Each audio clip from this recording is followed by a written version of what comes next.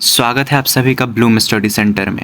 आज हमारा टॉपिक है मुगल एम्पायर, मुगल साम्राज्य। इस वीडियो में हम लोग जानेंगे कि मुगल इतिहास के कौन कौन से स्रोत हैं। सभी मुगल बादशाहों के बारे में जानेंगे।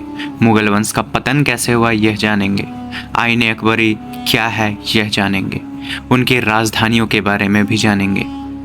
बस एक वीडियो आपको देखना है, बाकी बात आपके सभी इम्पोर्टेंट एग्जाम्स के लिए ये इम्पोर्टेंट है। तो चलिए बिना देरी किए हुए वीडियो को स्टार्ट करते हैं।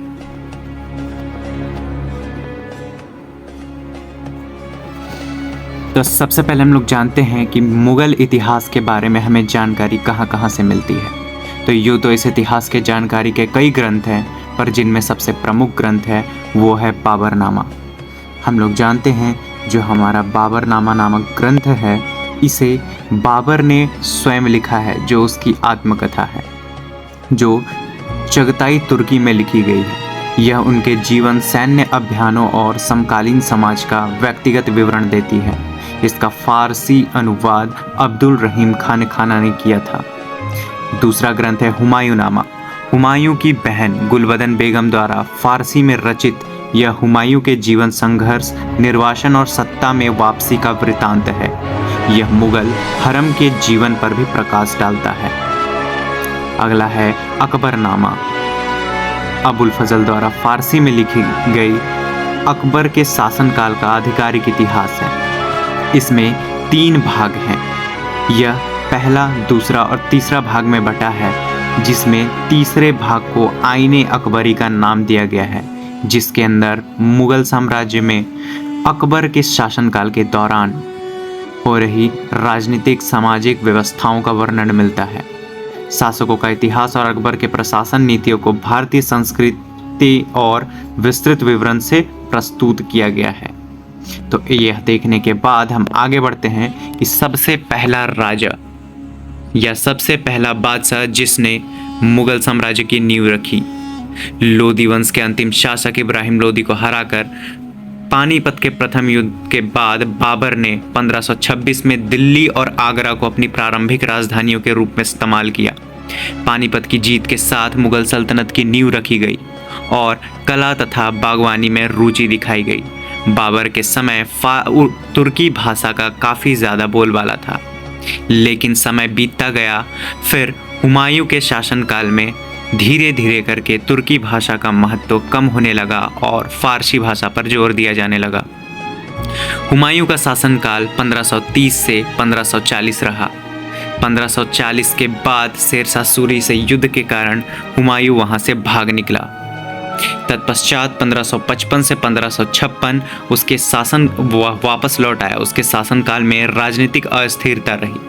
उसने भी मुख्य रूप से दिल्ली और आगरा का उपयोग किया, लेकिन निर्वासन के दौरान उसकी कोई स्थायी राजधानी नहीं थी। 1540 से 55 के बीच उसकी कोई स्थायी राजधानी नहीं थी। अगला शासक है जो सबसे महत्वपूर्ण है, वह है अकबर। 1556 से 1605 उसने मुगल साम्राज्य को मजबूती दी और विस्तार किया। उसने अपने साम्राज्य का विस्तार हिंद कुश पर्वत तक कर दिया था।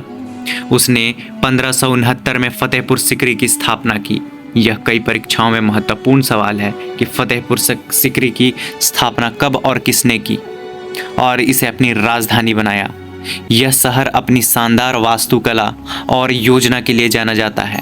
बाद में उसने लाहौर को भी महत्वपूर्ण प्रशासनिक केंद्र के रूप में इस्तेमाल किया। अकबर की धार्मिक सहिष्णुता की नीति, जैसे दीन इलाही और राजपूतों के साथ गठबंधन, ने साम्राज्य को मजबूत किया। अकबर ने राजपूतों के साथ अच्छे रिश्ते बनाए और जिसके कारण उसे राजपूतों के साथ भी संरक्षण प्राप्त हुआ। उसने भूमि राजस्व प्रणाली में सुधार, जब्ती प्रणाली और मनसबदारी प्रणाली शुरू की। कला, साहित्य और दर्शन को उसके दरबार में संरक्षण मिला। यदि आगे बढ़ें तो उसके बाद हमारा शासक आता है जहांगीर। 1605 से 1627 उसने मुख्य रूप से आगरा को अपनी राजधानी बनाए रखा। कला और चित्रकला में उसकी गहरी रुचि थी और उसके शासनकाल में मुगल चित्रकला अपने शिखर पर पहुंची। उसकी पत्नी नूरजहां एक शक्तिशाली और प्रभावशाली महिला थी, जिन्होंने शासन में महत्वपूर्ण भूमिका निभाई। तत्पश्चात शासक बनता है शाहजहां 1627 से 1658। उसने दिल्ली में एक नई राजधानी शाहजहानाबाद, जो वर्तमान में पुरानी दिल्ली के नाम से जाना जाता है, यहाँ उसने ताजमहल, लाल किला और जामा मस्जिद जैसी भव्य इमारतें बनवाई, जो मुगल वास्तुकला के उत्कृष्ट उदाहरण हैं। उसका शासनकाल वास्तुकला पर स्वर्ण युग माना जाता है।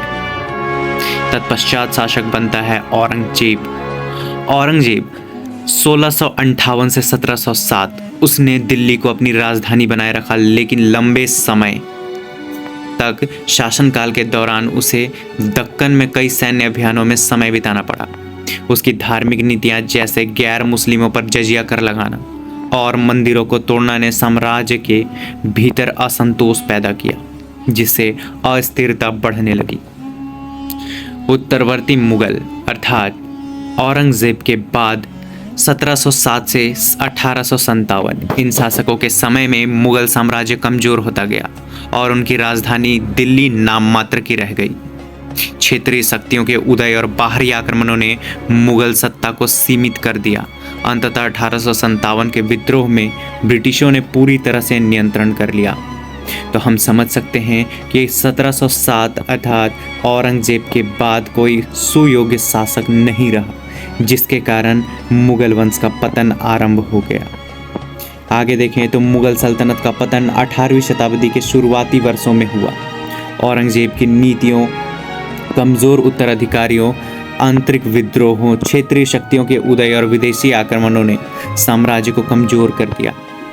1857 के सिपाही विद्रोह के बाद अंतिम मुगल बादशाह को पद से हटा दिया गया, जिससे इस शक्तिशाली सल्तनत का अंत हो गया।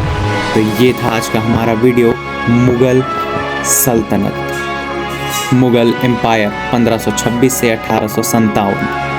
यह आपके कई परीक्षाओं के लिए महत्वपूर्ण है। अगर इसी तरह से आप किसी टॉपिक पर वीडियोस चाहते हैं तो नीचे कमेंट में बताइए आपको किस टॉपिक पर वीडियोस चाहिए। अगर अभी तक आपने हमारे चैनल को सब्सक्राइब नहीं किया है तो सब्सक्राइब और लाइक करना ना भूलें। धन्यवाद।